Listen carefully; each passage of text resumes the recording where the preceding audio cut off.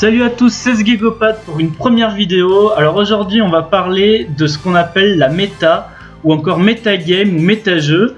Et donc pour vous aider à comprendre pourquoi lorsque vous arrivez en sélection des champions, il y a des gens qui vous essayent de vous empêcher d'aller jouer Fiora mid parce qu'ils vous disent que c'est un perso qui va top, ou encore que Morgana ça se joue support aussi et que vous pouvez pas la jouer mid non plus.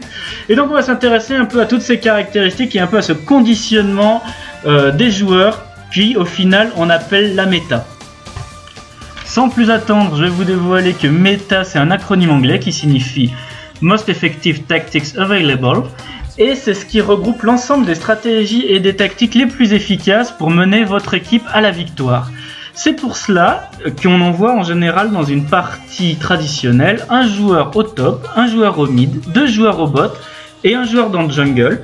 C'est également ce qui explique que ce joueur en jungle va prendre châtiment de manière à clean plus rapidement sa jungle. C'est la stratégie la plus efficace à l'heure actuelle.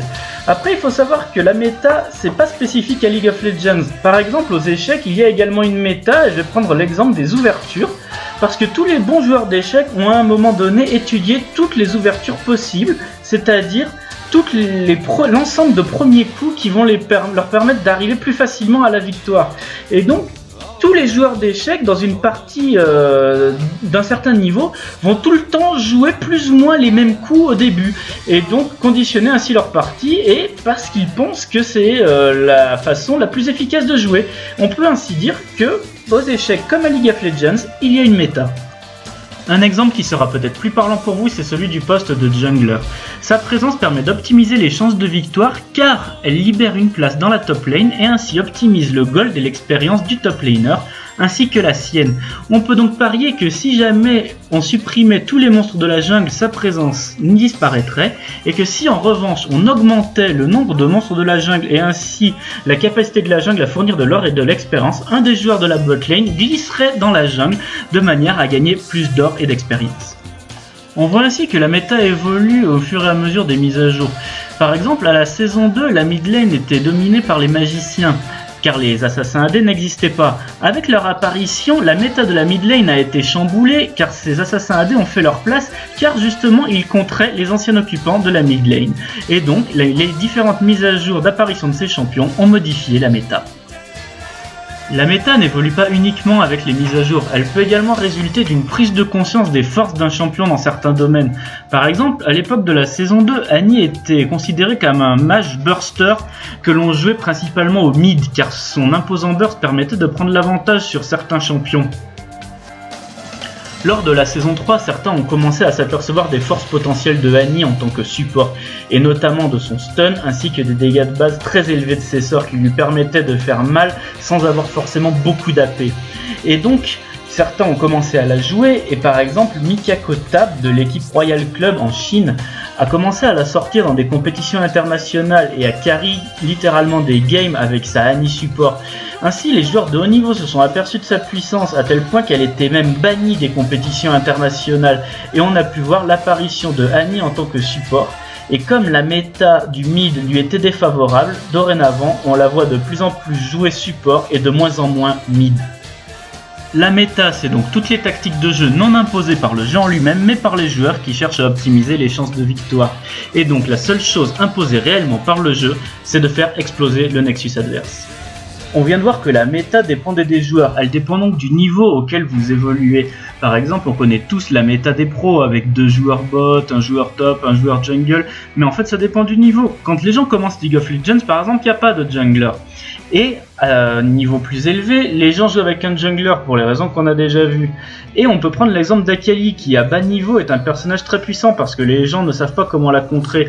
En revanche, à haut niveau, vous verrez jamais des gens pick Akali lors des championnats comme les LCS car ils savent comment la contrer et c'est un perso qui devient très quelconque. Il faut également différencier la Ranked Solo Queue de la Team 5v5, car en Team 5v5, les joueurs de la même équipe peuvent mettre en place des stratégies qui seront également très efficaces et qui contreront la stratégie habituelle.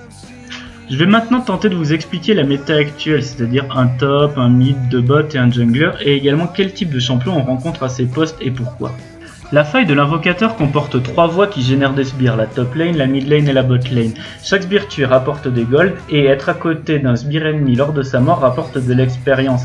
Il faut donc envoyer au moins un joueur à chacune de ces positions de manière à optimiser ses ressources. C'est pourquoi on va trouver un joueur top, un joueur mid et un joueur bot dont le rôle sera de farmer, de tuer les sbires de manière à récupérer le gold et l'expérience.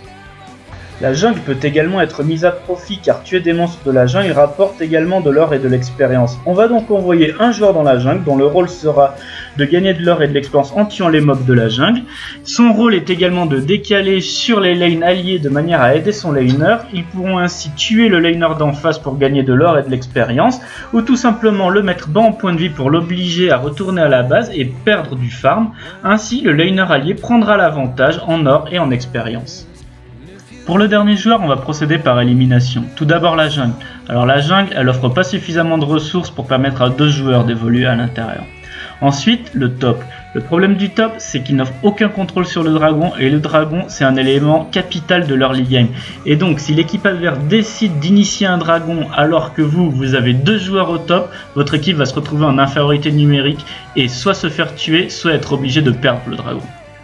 Il reste donc le mid et le bot, et là la différence c'est la longueur des 2 voies. En effet, au mid, le laner est beaucoup plus proche de sa tour qu'au bot, et donc le bot est beaucoup plus dangereux. C'est pour ça qu'on va mettre le solo laner au mid et le duo de laner au bot, de manière à ce qu'il soit plus safe. En effet, il va être plus simple d'échapper à un gank, c'est-à-dire à un décalage du jungler adverse à 2 que tout seul.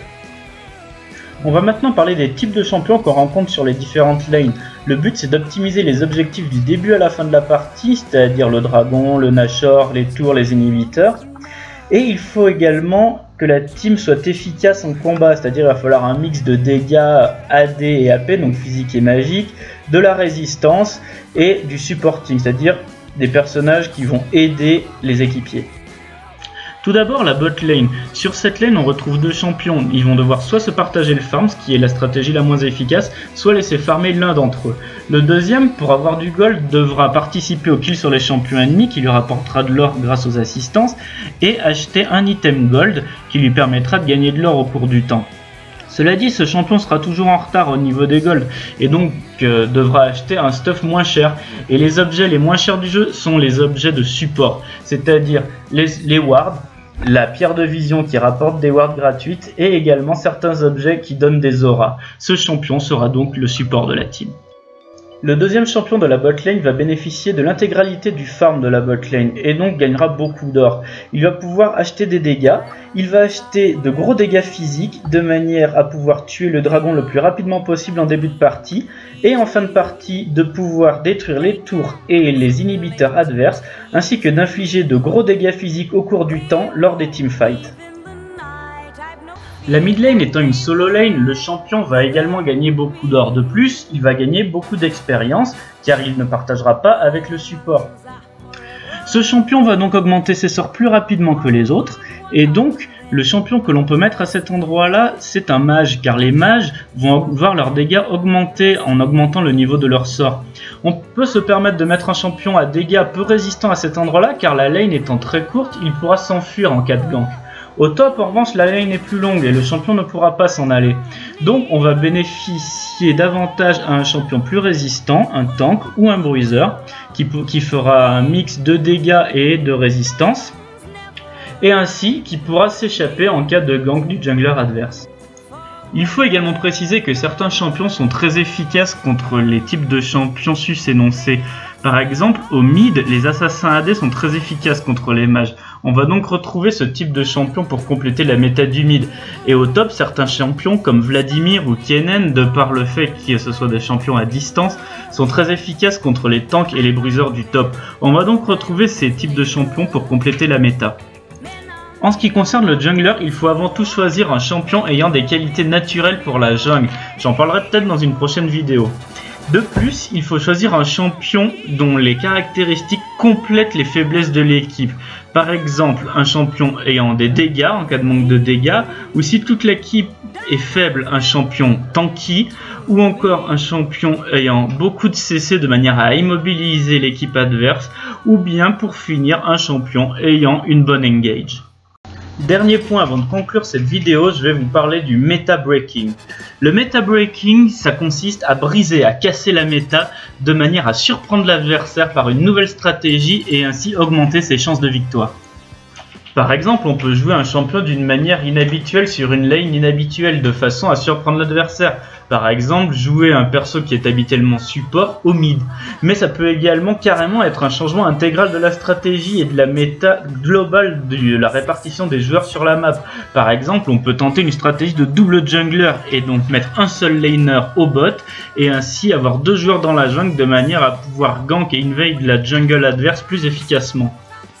Deuxième problème que l'on va rencontrer lorsqu'on va briser la méta, c'est quand on tag en solo, donc en normal ou en ranked. Et c'est lorsque vous brisez la méta, en général, vos alliés ne vont pas supporter que vous le fassiez, ils vont croire que vous allez troller. Et donc, à leur tour, vont vous troller, ce qui risque de causer votre perte plutôt que de vous faire gagner. Et donc, dans ces cas-là, briser la méta ne vous aura pas servi. Cette vidéo est maintenant terminée, j'espère qu'elle vous a plu. Si c'est le cas, n'hésitez pas à vous abonner à la chaîne.